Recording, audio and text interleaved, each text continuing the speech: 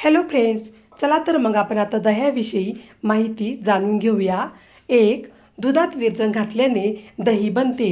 दही रुचकर व अग्निदीपक आहे. 2.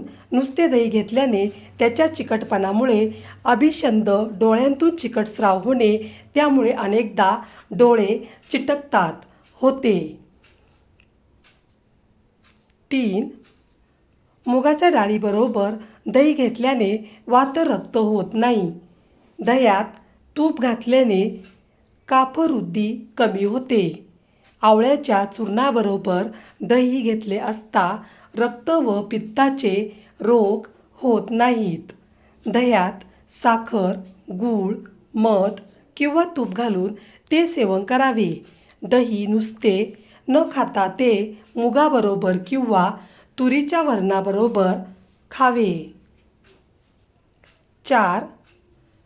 2 ते 4 तोळे एवढेच दही खावे, कारण 2 ते 4 तोळे एवढेच दह्याचे प्रमाण घ्यायचे असते. 5. दही अग्निदीपक, स्निग्ध, तुरट, जड, आंबट, जुलाबावर गुणकारी तसेच पित्त, रक्तदोष, सूज, मेद व कफकारक आहे. सर्दी, विषमज्वर, अतिसार व अशक्तपणा आला असता दही लाभदायक आहे. 6. गाईचे दही मधुर, आंबट, स्वादिष्ट, पवित्र, अग्निदीपक व वायुनाशक आहे. सर्व दह्यात गाईचे दही अधिक गुणकारी आहे. 7. म्हशीचे दही खूपच स्निग्ध, कफकारक, वायू व पित्तशामक, रसवाही नाडीसमूहास रोखणारे, वीर्यवर्धक, जड आणि रक्त दूषित करणारे असते. 8.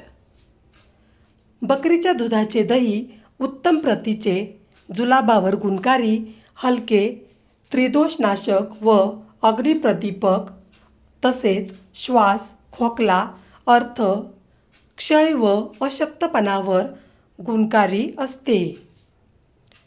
9. साखरयुक्त दही उत्तम असते.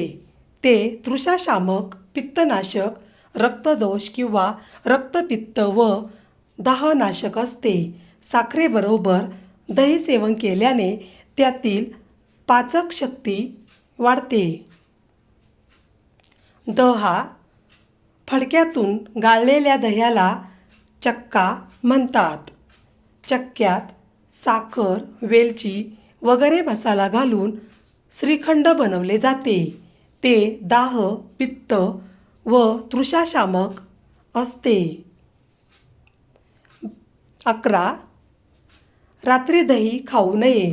खायचे असेल तर त्यात तूप, साखर, मुगाची डाळ, मध किंवा आवळा घालून किंवा गरम करून प्यावे. व्हिडिओ पूर्ण बघितल्याबद्दल खूप खूप धन्यवाद.